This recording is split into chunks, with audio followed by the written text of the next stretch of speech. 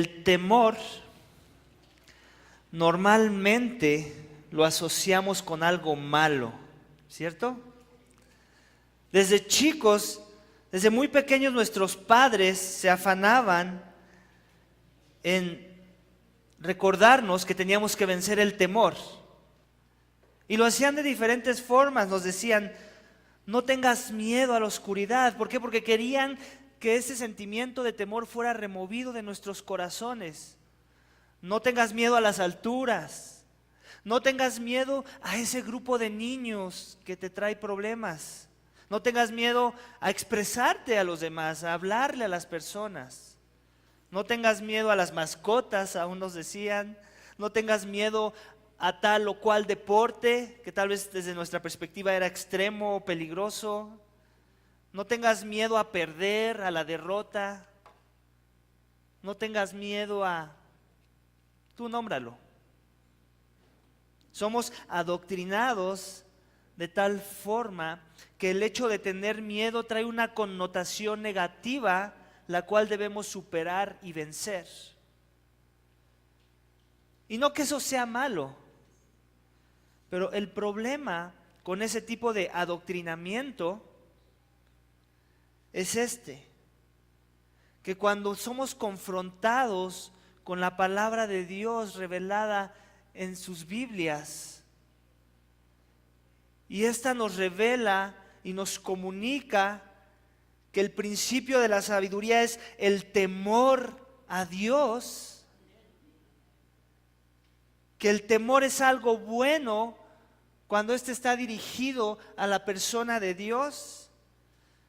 Entonces, muchas de las veces caemos en el engaño de pensar que seguramente no es algo bueno, debido a ese adoctrinamiento que venimos arrastrando desde pequeños y que nos enseñaron a interpretar así. Muchas personas aún por eso deciden no creer en Dios, porque ellos dicen: yo no puedo tener temor, yo no puedo creer en un Dios al cual yo le tengo que tener temor. ¿Por qué? Porque en sus mentes lo asocian con algo malo. Pero no es así, no tiene que ser así, y la Biblia no nos revela que sea así. Salmo 112 esta mañana nos va a ayudar a corregir ese error de pensar así, ya que desde la perspectiva de Dios, temer a Dios significa ser como Jesús, como dice el título de mi sermón. Simple. Temer a Dios significa ser como Jesús. Jesús, el Hijo de Dios, es la persona de la cual debemos aprender el tipo de temor que es bueno, del cual las Escrituras nos enseñan tener hacia la persona de Dios. En nuestro texto de esta mañana veremos 4 aspectos que necesito tener para imitar a Jesús y así poder decir que de mi persona se puede decir ese tipo de temor que me exhorta la Biblia a tener cuando busco a Dios. Así que, iglesia, vamos a leer nuevamente los versículos 1 al 3 para encontrar el primero de esos aspectos. Salmo 112, versículo 1 al 3 dice: aleluya, cuán bienaventurado es el hombre que teme al Señor, que mucho se deleita en sus mandamientos. Poderosa en la tierra será su descendencia. La generación de los rectos será bendita. Bienes y riquezas hay en su casa, su justicia permanece para siempre. Mi esposa, me contó una historia no hace mucho, en una de sus idas a recoger a mis hijos a su escuela, de una mamá que le pidió a su hija que se pusiera la chamarra. Entonces la niña, lejos de hacer caso a esa instrucción, sí, se alejó con la chamarra, se alejó de la mamá, y ya cuando estaba a una distancia considerable de ella, la tiró al piso. Y después continuó su camino a donde ella quería ir, o donde quería estar, y lo único que hizo conforme se iba yendo es señalarle a la mamá que ahí estaba la chamarra, la cual ella tenía que recoger. De forma que la niña no siguió la instrucción. La niña demostró que la mamá no necesariamente es la más grande autoridad en su vida, o por lo menos en ese momento. Y por lo mismo, las instrucciones o la voz que saliera de su mamá, pues efectivamente no las iba a llevar a cabo en todos los contextos. Y ese contexto tan simple como el de una chamarra, pues era un ejemplo. Y claramente con este ejemplo de esta niñita, al no ver a su madre como una figura con autoridad, entendemos que la autoridad que tiene una persona sobre nuestras vidas, si es autoridad, entonces también sus palabras tendrán un peso sobre nuestras vidas. En el caso de la niñita, obviamente era claro quién era la que tenía la autoridad en la casa. ¿Por qué? Porque la mamá no solo la recogió, sino que ya no dio seguimiento a insistir en que la niña tenía que obedecer la voluntad de su madre, pues es ella la que es autoridad para su vida.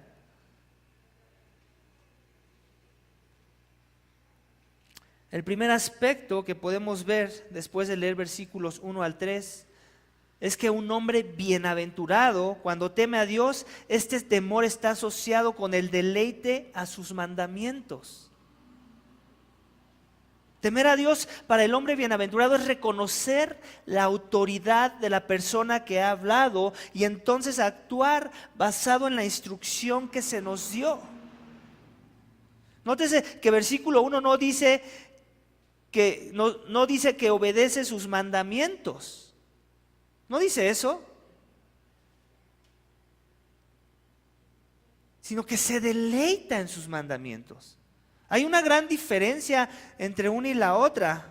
Porque puede ser el caso, usando el mismo ejemplo de la niñita, que tal vez ella hubiese hecho caso al ponerse la chamarra, pero no necesariamente su corazón y su actitud estar de acuerdo en la voluntad de su madre sobre su persona. Y aunque se hubiera visto bien a los ojos humanos, porque la niña obedeció, en su corazón pudiese haber habido rebeldía, como sucede muchas veces, muchos de los casos. Similar a lo que pasa muchas veces aún dentro de la iglesia, donde por ejemplo Dios nos dice que nos sometamos los unos a los otros, ¿cierto? O que nos sometamos a nuestras autoridades, a los pastores que Él instituyó para la iglesia. Y donde muchas de las veces sí hago lo que se me pidió, pero no necesariamente tengo un deleite sobre esa instrucción, sino que lo hago porque la palabra lo dice, así como para cumplir. Pero no necesariamente mi corazón está ahí, deleitándose en ese consejo, en esa instrucción, en esa exhortación que se me ha dado. Entonces, ¿sí ves esa diferencia? El temer a Dios, deleitándonos en sus mandamientos, tiene recompensas. Lo vemos en versículos 2 y versículos 3, dice, poderosa en la tierra será su descendencia, la generación de los rectos será bendita. Hablando de aquellos que se deleitaron. Bienes y riquezas hay en su casa y su justicia permanece para siempre. Malas noticias, iglesia.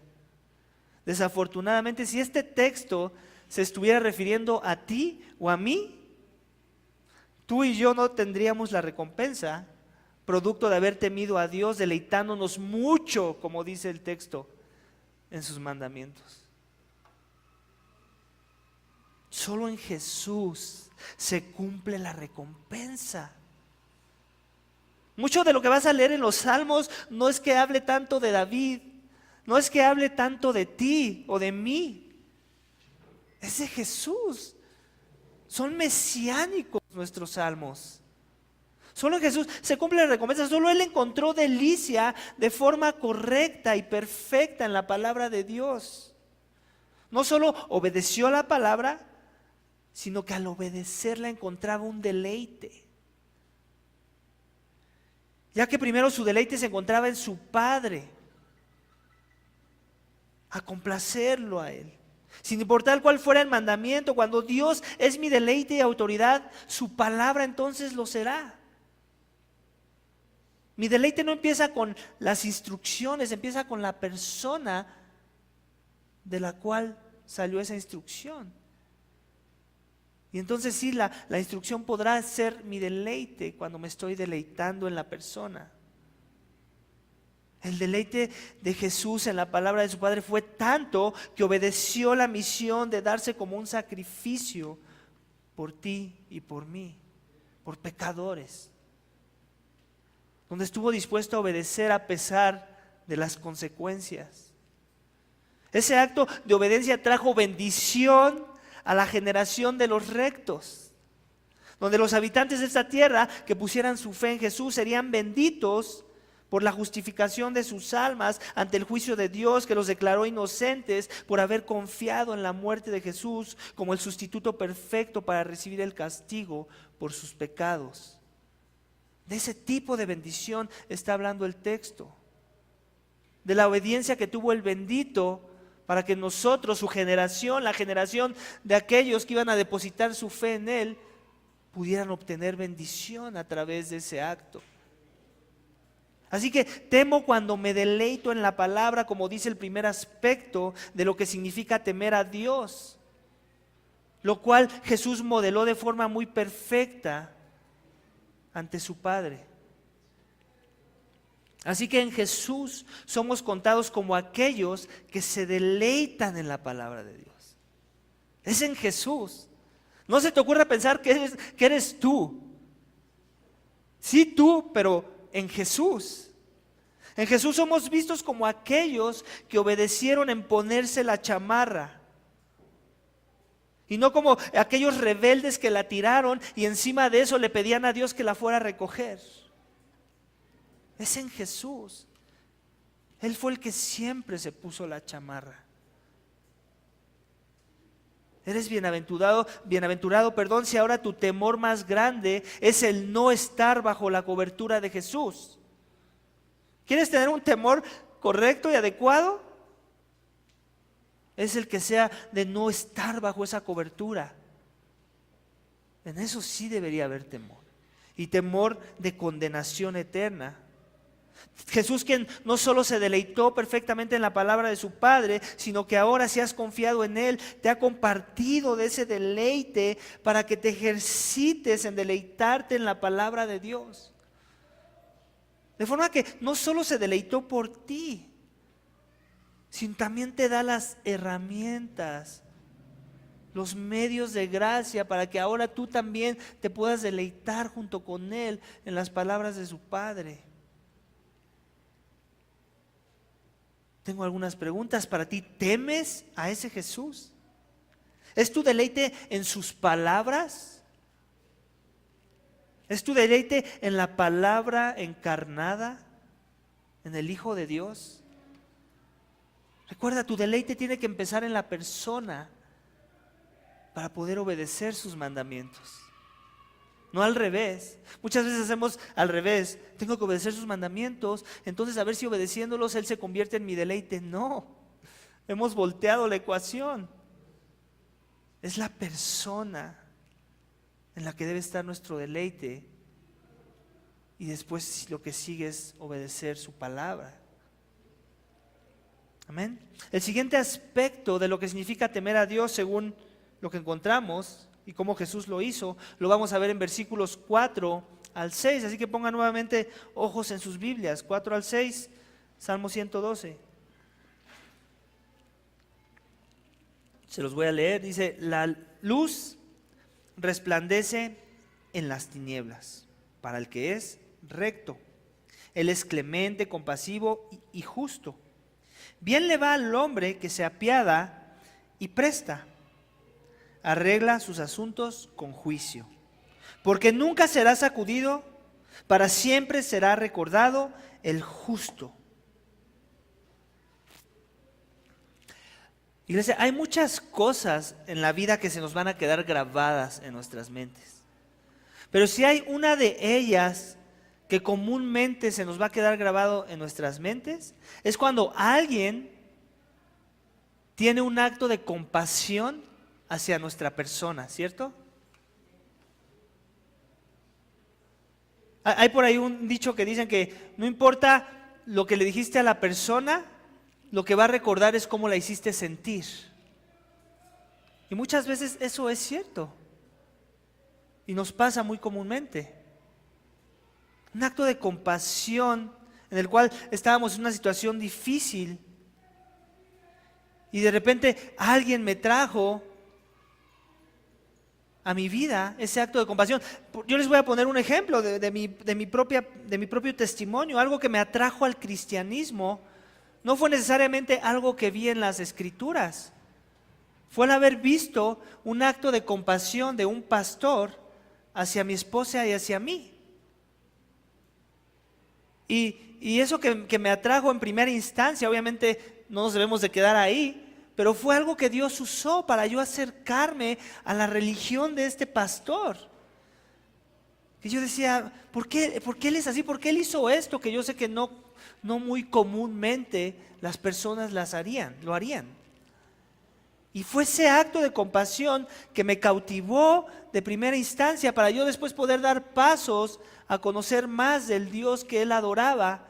Y entonces después llegar a la conclusión que no es que él fuera muy bueno o muy compasivo, sino es que era ese Jesús en el que él había confiado, que provocaba todos esos actos de compasión en su persona, de forma que no era él, sino Jesús en él. Ninguno de nosotros es de naturaleza, todos nosotros somos de tu naturaleza carnal. Ninguno de nosotros es lo suficientemente clemente o compasivo o justo, como dice el versículo 4. Para que esto suceda, tiene que resplandecer una luz en medio de nuestras tinieblas. Recuerdo también un jefe que tuve en algún momento.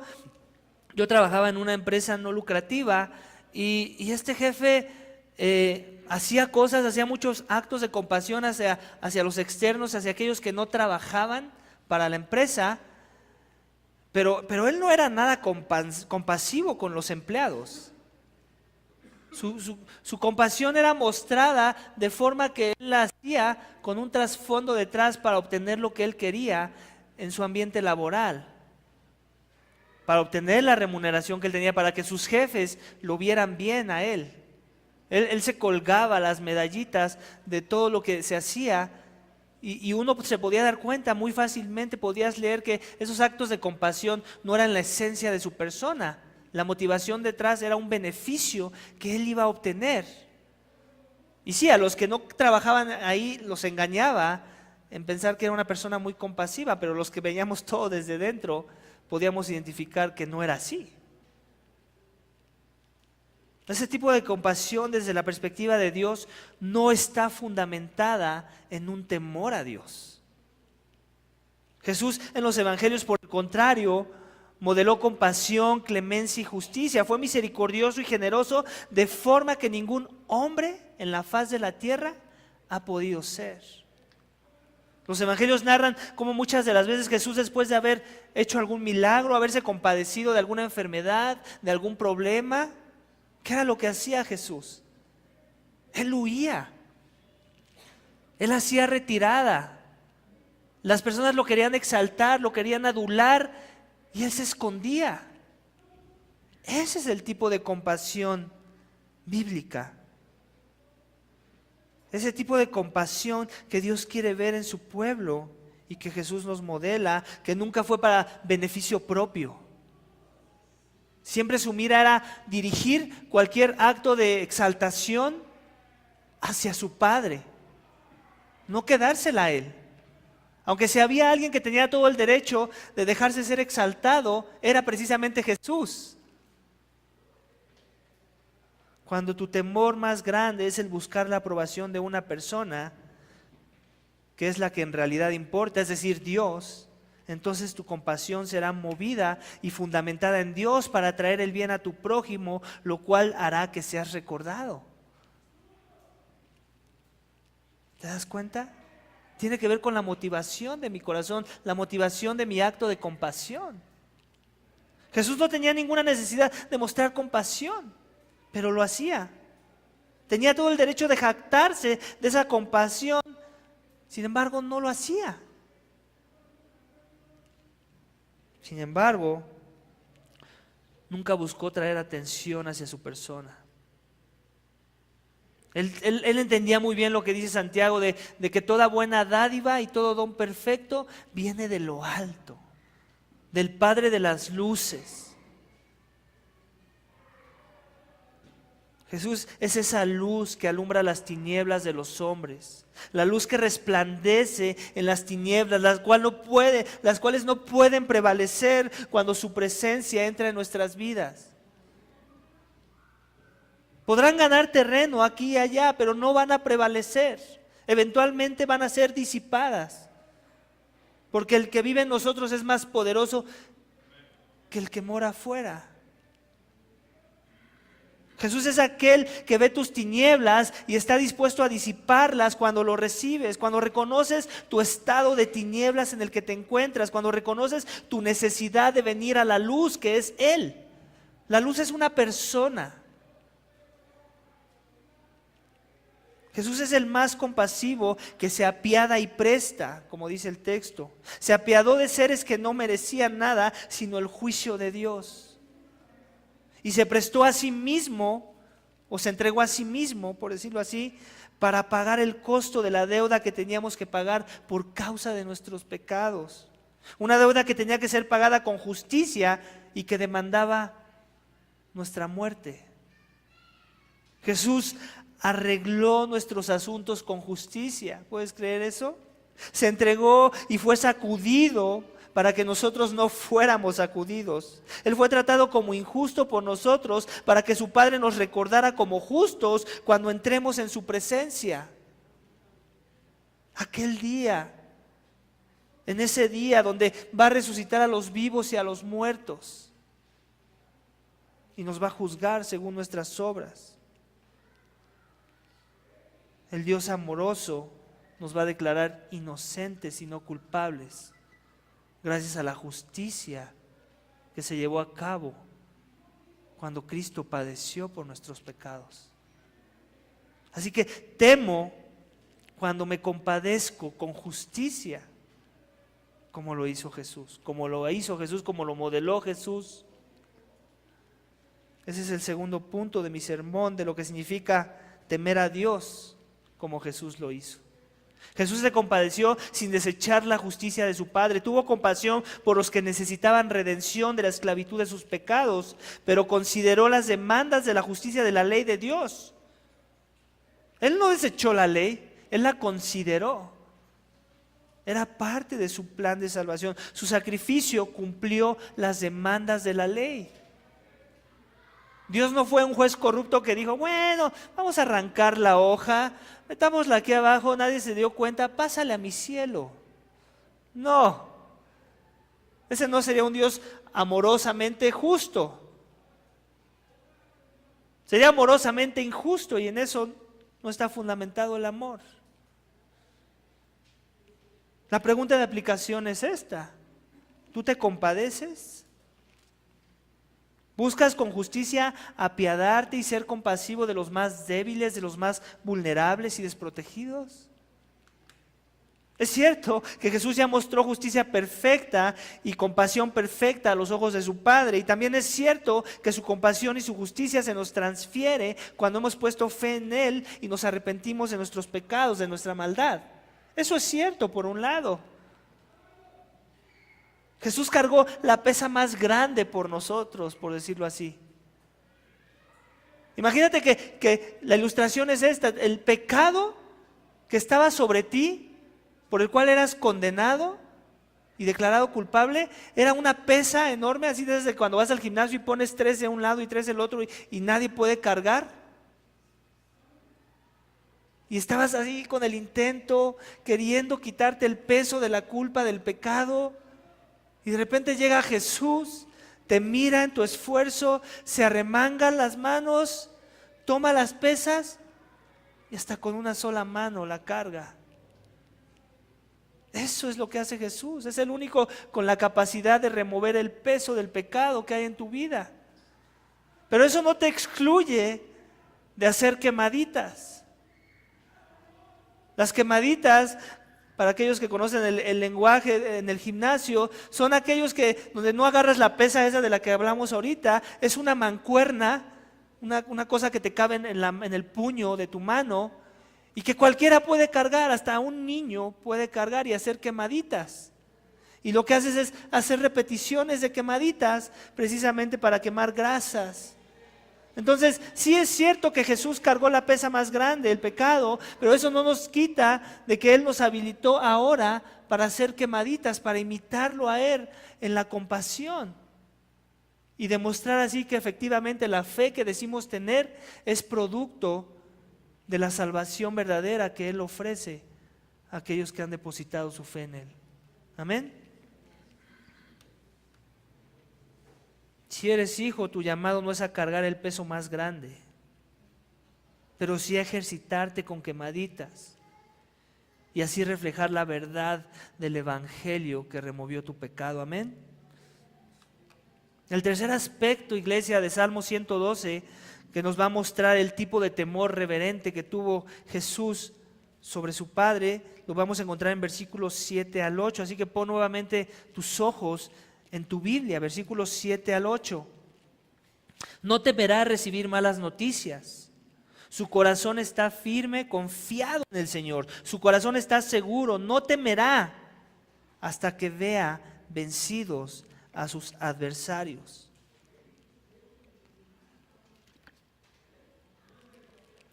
Muchas de las veces demostramos lo débil que es nuestro temor a Dios cuando tememos a todas las demás cosas, circunstancias o personas. Podemos muchas de las veces sonar muy espirituales, ¿cierto?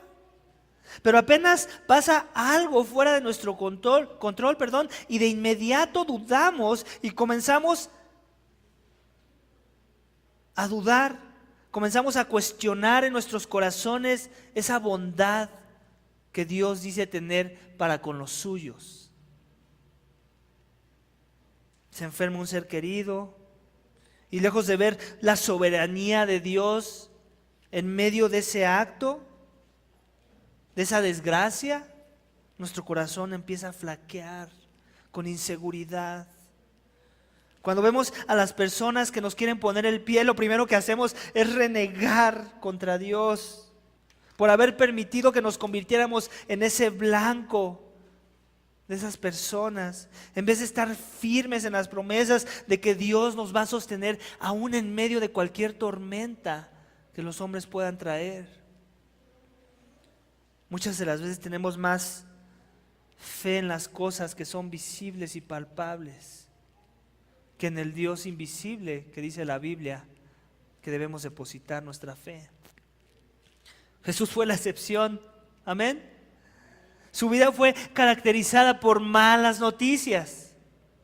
Bienvenido al mundo, Jesús. Malas noticias. Su ministerio en la tierra, junto con sus discípulos, estuvo plagado de malas noticias. Sus enemigos eran evidentemente malos. Aún aquellos que se supone eran sus amigos, muchas de las veces jugaron el papel de malos. Pero su temor más grande era el ver la voluntad de su Padre cumplida en su persona, más que todas las demás cosas en las que encontró oposición. Las malas noticias a los ojos de los hombres no eran tan malas noticias para él, como la de que el Hijo de Dios, el Hijo del Hombre, tenía que padecer y ser entregado a las autoridades para ser puesto a muerte en una cruz. Duro y quedito, se los decía, lo vemos en los evangelios. A él no le tomó por sorpresa esa noticia. Él siempre estuvo firme, confiado en cumplir la voluntad de su Padre, siempre guardando en su corazón para no temer cosas pasajeras de esta vida como la muerte y la oposición por el pecado de los hombres. Siempre guardando la palabra de Dios en su corazón. ¿Te das cuenta? Todas las tentaciones que Jesús tenía, aún por los hombres o por mismo Satanás en el desierto, era la palabra la que lo confortaba y lo guardaba de no temer. Por eso la importancia de que nosotros atesoremos la palabra, la memoricemos, la enseñemos y en eso la ejercitemos también para poder llevarla a la aplicación correcta en nuestras vidas. Siempre estuvo firme. Su confianza en Dios era tan grande que los peligros que le acechaban se veían diminutos. No era necesario entrar en pánico. Todo el mundo entraba en pánico menos Jesús. Él se podía echar una siesta en una balsa, ¿cierto? Nunca sacó una espada. Nunca llamó a una legión de ángeles. Nunca llamó un fuego consumidor desde los cielos para que exterminara a sus falsos acusadores. Su temor más grande era el no cumplir la voluntad de su Padre. Temo cuando mi confianza está en Dios. Como dice el tercer aspecto de lo que significa temer a Dios, como Jesús lo modeló.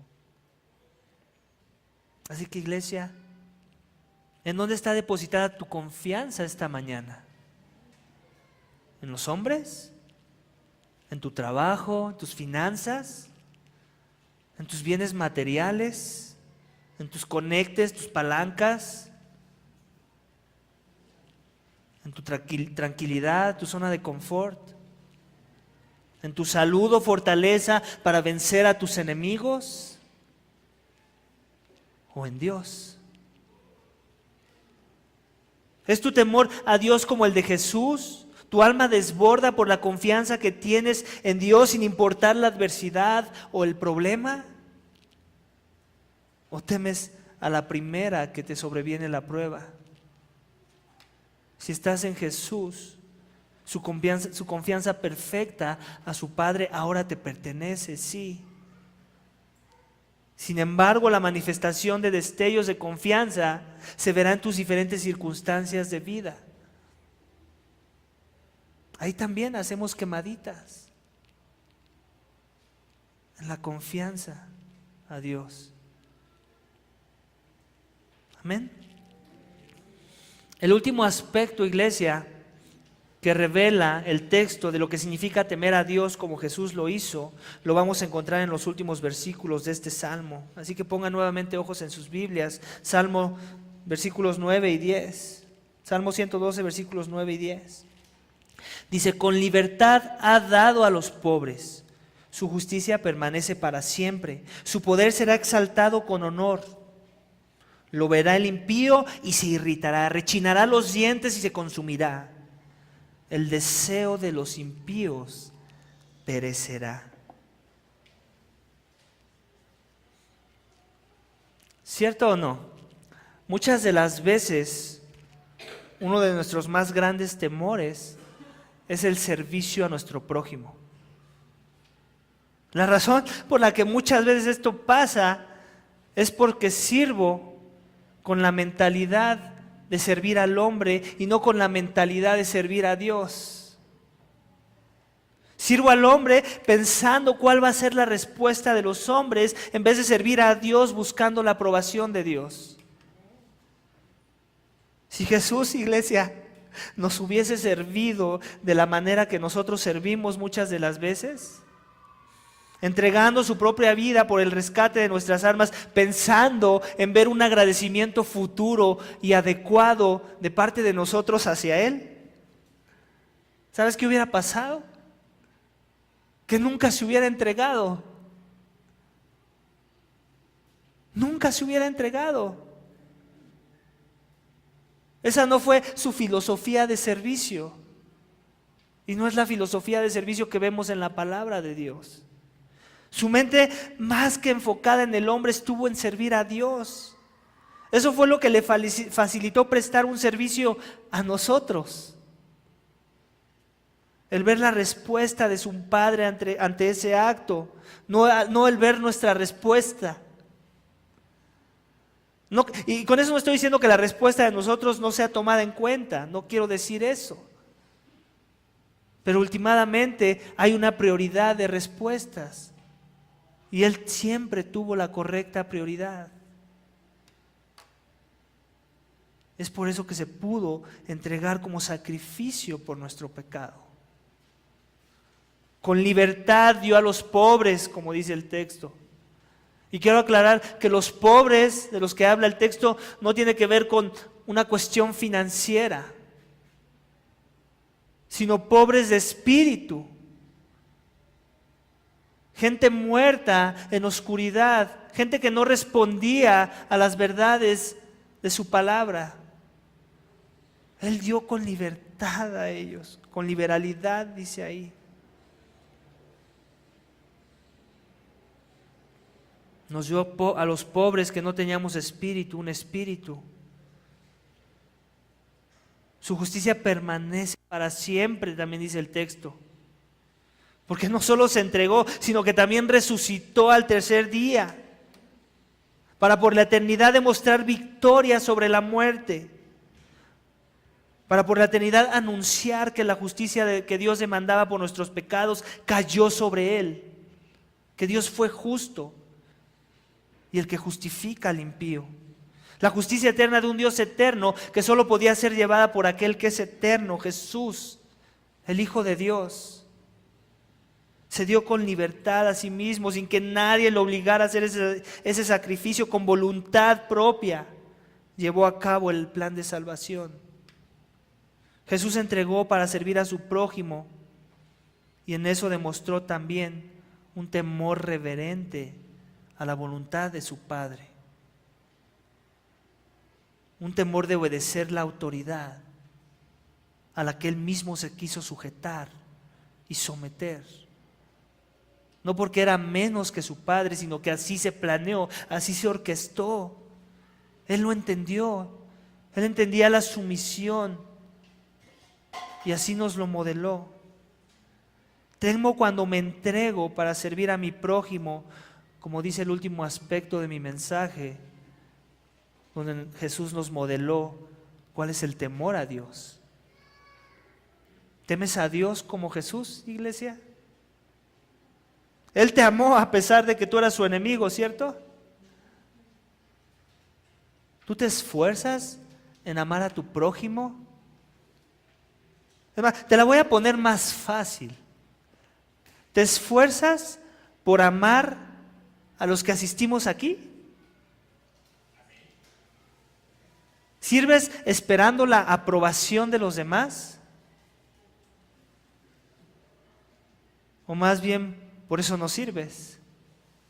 Porque sabes que la aprobación de los demás tal vez, muy probablemente, no va a ser satisfactoria para tu persona. Porque estás buscando la aprobación de la persona incorrecta. Ya que tu más grande aprobación la deberías estar buscando en la persona de Dios y bajo los estándares de Dios. De la misma forma que el impío se irrita y rechina los dientes cuando escucha el tipo de libertad que les anunciamos, la libertad que Jesús nos dio. De esa misma forma nos deberíamos de irritar cuando no vemos en nuestro testimonio un servicio ardiente por nuestro prójimo. Cuando decimos que hemos sido librados por la sangre de Jesús, aquellos que hemos confiado en Jesús, nos van a catalogar como débiles. Sí, así va a ser, acostúmbrate a eso. Se irritarán y rechinarán los dientes contra nosotros de la misma forma que lo hacen contra Jesús. Ya que el estándar del mundo es no temerle a nada, ¿cierto? Vence todos tus temores. Hasta hacen bebidas energéticas donde nos dicen eso.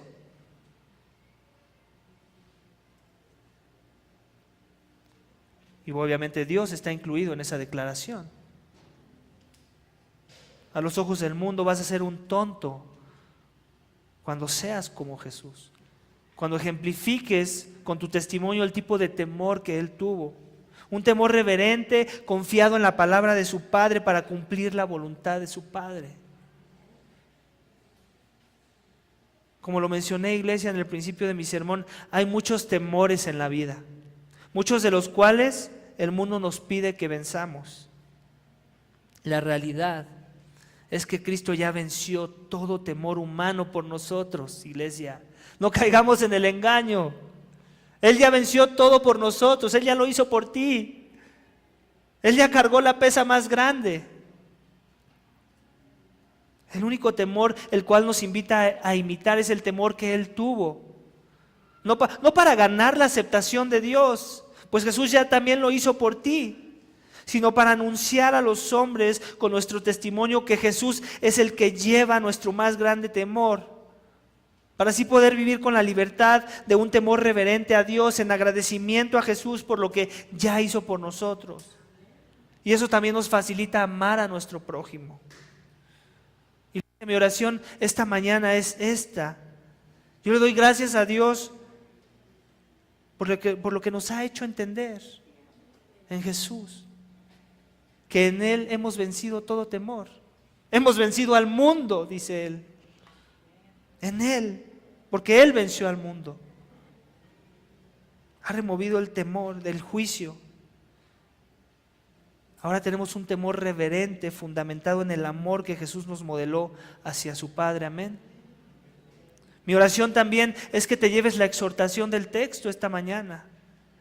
Que si aún temes al juicio de Dios, al juicio venidero, si aún Jesús no ha llevado tu carga más grande, el temor más grande que tiene que ser removido por medio de su sacrificio en la cruz, entonces que en arrepentimiento y fe vengas a Jesús, quien es el único calificado para remover cualquier temor terrenal o espiritual que puedas tener.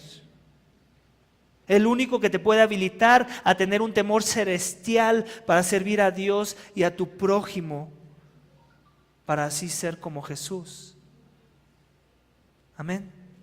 Vamos a orar, iglesia, para que Dios nos dé esa gracia. Señor, te damos gracias por tu palabra. Gracias por Salmo 112, que nos hace ese énfasis en el temor que tú pides a tu pueblo, Señor. Un temor reverente, un temor fundamentado en la autoridad de quién tú eres, de tu persona, de reconocer tu identidad.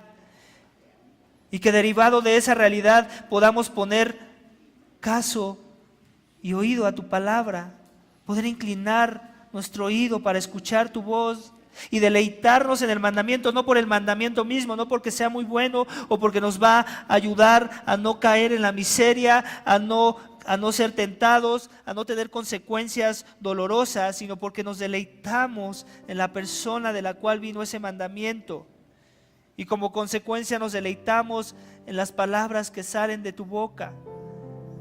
Cuando nos deleitamos en la palabra encarnada que es tu Hijo, que modeló cada aspecto de lo que significa temer a Dios.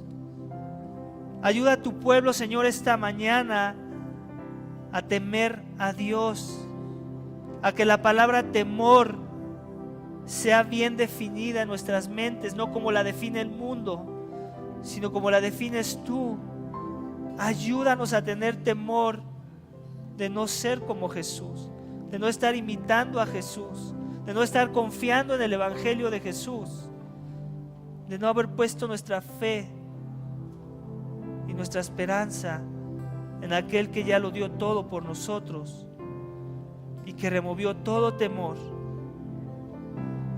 con el poder de su palabra y con el poder de su Espíritu. Le damos gracias, Señor, por esta mañana y por esta palabra que nos llevamos hoy. Úsala a lo largo de nuestra semana, de nuestros días, de nuestra vida, y ayúdanos a compartirla con nuestro prójimo, con nuestros hijos, para dejarles un legado adecuado para esta vida. Te lo pedimos y te damos gracias en el nombre de tu Hijo amado, Cristo Jesús. Amén.